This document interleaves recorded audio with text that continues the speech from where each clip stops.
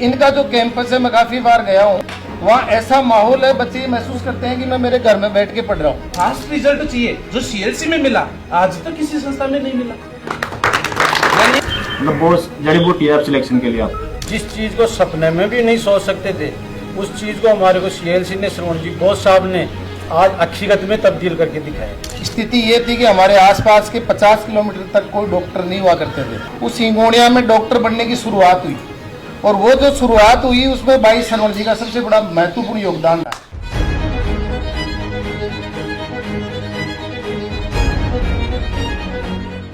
नमस्कार दोस्तों, राम राम। आपका अपना श्रवण। आज मैं जयपुर के पास, जयपुर रहनेवाल किशनगढ़ एक जगह है, जोबनेर को बोलते हैं अपन, वहाँ के पास एक छोटा सा मुंडियागढ़ गांव है, और यहाँ मेरे बीच करीब 7 से 8 बच्चे या उनके गार्जियन बैठे हैं जो मेडिकोज हैं।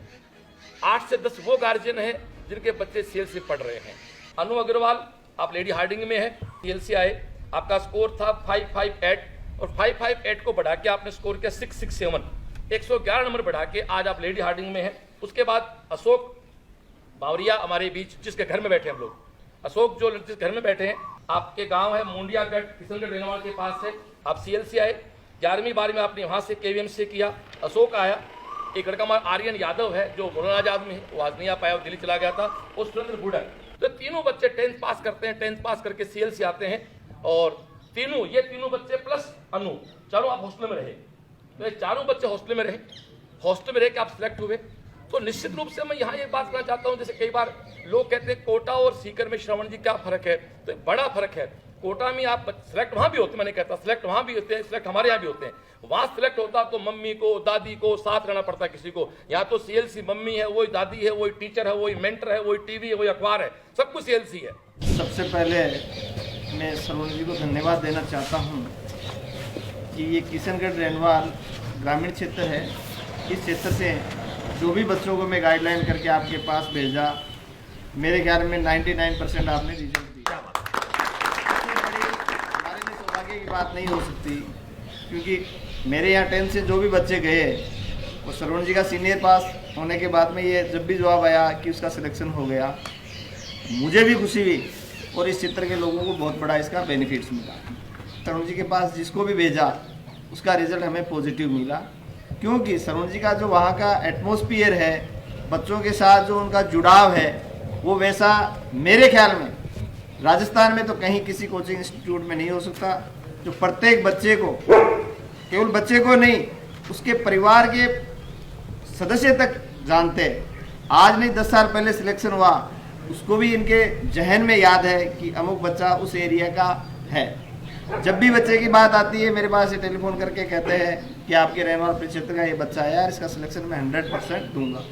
इससे ज़्यादा केयर करने वाली इंस्टीट्यूट, कोचिंग संस्थान आपको नहीं मिल सकती। सबसे पहले जब हम पढ़ते थे तब स्थिति ये थी कि हमारे आसपास के 50 किलोमीटर तक कोई डॉक्टर नहीं हुआ करते थे, और उसके बाद में जब हम जयपुर पढ़ करके बीएससी एमएससी तक आए, तो हिंगोनिया हमारे पास में 6 किलोमीटर दूर गांव है, उस हिंगोनिया में डॉक्टर बनने की शुरुआत हुई, और वो जो शुरुआत हुई उसमें भाई श्रवण जी का सबसे बड़ा महत्वपूर्ण योगदान था।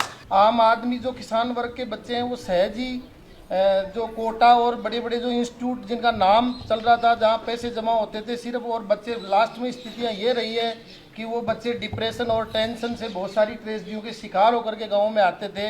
तो एक गाँव में इस तरह का भय का वातावरण था कि ऐसे माहौल में अगर अपन बच्चों को डालेंगे तो क्या पता मेरे बच्चे के साथ ऐसी स्थितियाँ हो जाए। भाई श्रवण जी का मैं सबसे बड़ा धन्यवाद इस चीज़ का दूंगा कि इनका जो कैंपस है, मैं काफ़ी बार गया हूँ, वहाँ ऐसा माहौल है, बच्चे ये महसूस करते हैं कि मैं मेरे घर में बैठ के पढ़ रहा हूँ। शाम के टाइम में जैसे आरतियाँ होना, रामायण के पाठ होना, वहाँ जो गायत्री के पाठ होना, ये इस तरह की चीज़ें हैं जो बच्चों को आध्यात्मिकता प्लस उनको मानसिक रूप से मजबूत करती है। तो अक्सर गार्जियंस क्या करते हैं कि संस्था प्रदान के ऊपर थोड़ा सा ब्लाइंड फेथ करते हैं, और वो हमारे को पूछते हैं कि बताओ साहब अच्छी संस्था कौन सी है, हम हमारे बच्चे को वहाँ पर डालेंगे। रियलिटी तो ये है कि मेरे सीकर की भी हर संस्थाओं के अंदर विजिट कर रखा है मैंने, कोटा की में भी कर रखा है, तो जयपुर में भी कर रखा है। फिर मैं एक लड़के तो भेजे मैंने, लेकिन जब उनका अंतिम परिणाम मैंने देखा, 12th के बाद का सिलेक्शन का जो परिणाम देखा, वो दूसरी संस्थाओं के बारे में बता रहा हूँ, मैं संतुष्ट नहीं हुआ। और कुछ बच्चे हमारे सीएलसी में भी गए थे, सीकर सीएलसी की बात कर रहा हूँ, सीकर सीएलसी में भी बच्चे गए थे। मतलब जितना अगर फास्ट रिजल्ट चाहिए जो सीएलसी में मिला आज तक किसी संस्था में नहीं मिला। यानी मैंने अक्सर देखा है दूसरी संस्थाओं के अंदर कि 3-4 साल लग जाते हैं फिर भी सिलेक्शन नहीं आता। लास्ट में लड़के क्या करते हैं, बीएससी फर्स्ट ईयर में जाकर एडमिशन ले लेते हैं, लेकिन जिस मुकाम पे पहुंचने के लिए वो लड़के वहां पर पहुंचे थे वो मुकाम नहीं पहुंचा। एक बेटी हमारी आपके सामने बैठी है, अन्नू। भाई साहब ने पूछा कि साहब आप बताओ बेस्ट संस्था कौन सी होगी। मैंने कहा सिलेक्शन का पर्याय है सीएलसी। आईआईटी और नीट में अगर सिलेक्शन चाहिए, फास्ट सिलेक्शन चाहिए, सोचो ही मत सीएलसी। हम 11th में गए थे यहाँ से सभी के सभी, मैं आर्यन सुरेंद्र चौधरी हॉस्टल में रहे, बॉस के द्वारा हम वहाँ रखे गए थे। फिर जब हमारा 11th में परफॉर्मेंस एकदम पीक पे था तो बॉस ने हमें सबसे पहले, हम 3 रहते थे वहाँ, जब स्टार्टिंग बी बिल्डिंग गर्ल्स से बॉयज़ किया गया था, हम 3 ही रहते थे वहाँ, सुरेंद्र बुल्ले और आगे। तो वहीं हम सबसे पहले गए थे। और वहाँ ऐसा है कि मतलब बॉस की जब गाड़ी कर, हमारा बी बिल्डिंग हॉस्टल और बॉस के अगर पास में, तो बॉस जब गाड़ी खड़ी रहती थी ना, पास हमें डर लगता था बॉस कभी आ सकते हैं, और हमेशा आते थे बॉस। बहुत राउंड लिए बिल्डिंग के अंदर, हमें डर लगता था बॉस आ जाए, पढ़ना पड़ेगा। खूब पढ़ाई की हमने। तो फर्स्ट टारगेट मेरा सिलेक्शन नहीं हुआ, मेरे 567 मार्क्स थे। तब हम सोच रहे थे कि मैनेजमेंट ले लिया, फिर फॉरेन वॉरेन निकल जाए। तो बॉस ने बोला कि आप मेरे पास है, मीटिंग करते हैं, फिर आप डिसाइड करेंगे, हम कर लेंगे हम। तो हम इस दिन मीटिंग करने गए ना, उसी दिन हम एडमिशन करवा के आ गए थे। बॉस इतना इंप्रेस हुए, हम 3 साल कंटिन्यूस इंप्रेस होते हैं। और बॉस पापा से कनेक्ट में रहे, मेरे से कनेक्ट में रहे, मतलब बॉस जड़ी बूटी है आप सिलेक्शन के लिए। आप मतलब मेरे रिलेटिव हैं मारोट, नावा के मारोट के बिजापुरा गांव के। मतलब एक साधारण सा किसान परिवार, सिर्फ किसानी के अलावा उनके पास कोई दूसरा जरिया नहीं था। आज मतलब एक समाज में एक सम्मानजनक जीवन जी रहे हैं। डॉक्टर ईश्वर सिंह बाजिया 97 में जुड़े, सेलेक्ट हुए, बीकानेर से उन्होंने अपनी डिग्री पूरी की। उसके बाद में छोटा भाई सोनलाल बाजिया 2000 में उन्होंने तंजावर मेडिकल कॉलेज तमिलनाडु से उन्होंने MBBS की। उसके बाद में उनका छोटा भाई प्रहलाद बाजिया, उन्होंने भी तंजावर से ही CPMT के अंदर तंजावर से उन्होंने MBBS किया। मतलब एक भेड़ बकरी चराने वाले परिवार का आपने सहयोग किया श्रवण जी ने, उनकी क्षमता नहीं थी। आपके सहयोग की वजह से आज वो सम्मानजनक जीवन पर, मतलब एक स्पेशल सम्मानजनक जीवन आज उनके पास। डीडवाना में उनका अपना हॉस्पिटल है, बाजिया हॉस्पिटल के नाम से, खुद का हॉस्पिटल है, बहुत शानदार हॉस्पिटल है। प्रहलाद सिंह वो ईश्वर जी बाजिया ऑर्थोपेडिशियन है, सोहन जी बाजिया पीडियाट्रिशियन है, प्रहलाद बाजिया और सर्जन है कुचामण में गवर्नमेंट हॉस्पिटल में। उसके बाद में मतलब 20 साल पहले का जो विश्वास था उसको कायम रखा CLC ने। हम गए 2018 में, हमारी बच्ची किरण सेलेक्ट हुई, आज SMS में है।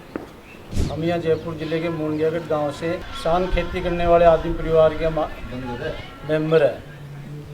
हमारे पास कृषि के सिवाय कोई धंधा नहीं है, कृषि हमारा पैसा है। और हम जिस चीज़ को सपने में भी नहीं सोच सकते थे, उस चीज़ को हमारे को CLC ने, श्रवण जी बॉस साहब ने आज हकीकत में तब्दील करके दिखाया। जो ये आपका बेटा अशोक बेटा है, जयपुर आए थे कॉलेज के लिए, दूसरे राउंड में टॉप नंबरों से ही आया है। तो मेरा कहना सभी से यही है कि CLC के मुकाबले जो वहाँ की मॉनिटरिंग है, मैंने यही अनुभव किया वहाँ पे जाके कि जो मॉनिटरिंग है ना, उसके मुकाबले कोई कोचिंग की मॉनिटरिंग नहीं मिलेगी। रात को 12 बजे जाएंगे तो ये खड़े मिलेंगे, सुबह 4 बजे 6 बजे जाएंगे तो खड़े मिलेंगे, दिन में जाएंगे ऑफिस में खड़े मिलेंगे। मैं अशोक को पूछता था यार बॉस सोता कब है, मैंने चला के पूछा इसको बॉस सोता कब है। बोला पापा हमारे को भी पता नहीं, रात को उठते हैं मतलब कैंपस से बाहर आते हैं तो एकदम गेट पे मिलते हैं, सुबह कैंपस में आते हैं तो एकदम रेडी ऑफिस में मिलते हैं। अब ये हमारे को पता नहीं कब सोते हैं। तो इतना बढ़िया पढ़ाई में, इतना बढ़िया अच्छा काम, इतना बड़ी शिक्षा। मेरे को शुरुआत में जब गया था तो मेरे को एक बात बोली थी, बोला भाई बोमाराम तेरे बच्चे को बिगड़ने नहीं दूंगा, डॉक्टर बने या नहीं बने, तेरा बच्चा यहाँ से इतनी सुधर के जाएगा और बिल्कुल इंसान बना के भेजे और डॉक्टर भी बना के भेजे। ये हकीकत की चीज़ आपके सामने है, सब भाई परिवार लोगों के सामने। तो CLC में वो चीज़ है, वो काबिलियत है।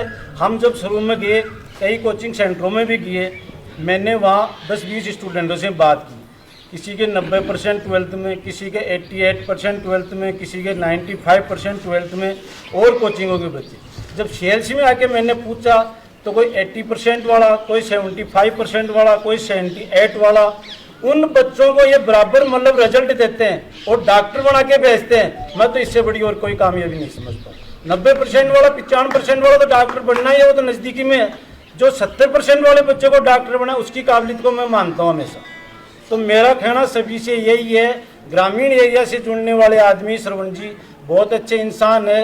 गरीब परिवारों के बच्चे भी हमने बहुत भेजे हैं, उनको दिल से लगाते हैं, छाती के लगाते हैं, कम पैसे में उनको कोचिंग की पूरी व्यवस्था देते हैं। आपको मैं ये भी बताऊं कि जिन बच्चों की कोई कल्पना नहीं कर सकता कि वो बच्चे MBBS में उनका सिलेक्शन हो सकता है कि नहीं हो सकता, उसकी परसेंटेज दे के कोई उसको रास्ते में चलते डिमोरलाइज कर दे, नहीं भैया तेरा नहीं हो सकता। लेकिन मैंने ऐसे बच्चे देखे, मेरे पड़ोस का बच्चा हिंदी मीडियम का और पड़ोस की स्कूल में पढ़ा हुआ, और मात्र 60% का बच्चा मेघराज कुड़ी जो दूसरे चांस, दूसरे मतलब मात्र SMS, अभी SMS में फाइनल ईयर में। आपने जो माहौल देखे, जो वातावरण देखे, और जो बच्चों में भय, प्यार, स्नेह, वो सारी चीजें देखे, और जो बच्चों को जो अपनापन वगैरह, जो उत्साहवर्धन जो आपके द्वारा जो किया जाता है, 60% वाला बच्चा MBBS कर रहा है। मैंने राजस्थान पुलिस में सर्विस की तो सीकर जिले में करीब 13-14 साल नौकरी की। सरवण जी से भी 2-4 बार मुलाकात हुई। इनकी CLC के एजुकेशन सेंटर के बारे में भी सुनते थे। हमने भी 5-7 आदमी को एडवाइस किया कि आप लोगों को CLC के कोचिंग में भेजना चाहिए, क्योंकि कोटा में जो कोचिंग सेंटर्स थे उनमें ज़्यादातर बात यह आती थी कि वहाँ पैसा लेते हैं, उसके बाद भी बच्चों पर इतना प्रेशर रहता है कि वो डिप्रेशन में आ जाते हैं और काफ़ी बच्चे आत्महत्या कर लेते हैं। सरवण जी के CLC के कोचिंग सेंटर में कभी ऐसी कोई शिकायत नहीं आई, हमेशा घर जैसा माहौल मिला।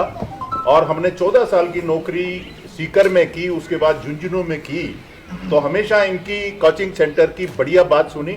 सबसे बढ़िया बात ये लगी कि सरवण जी हर आदमी से गांव की तरह बात करते हैं, गांव की तरह समझाते हैं, गांव की तरह मदद करते हैं। कमती पैसे वाला आदमी भी गया तो उस बच्चे को भी इन्होंने पढ़ा के आगे बढ़ने की कोशिश की है।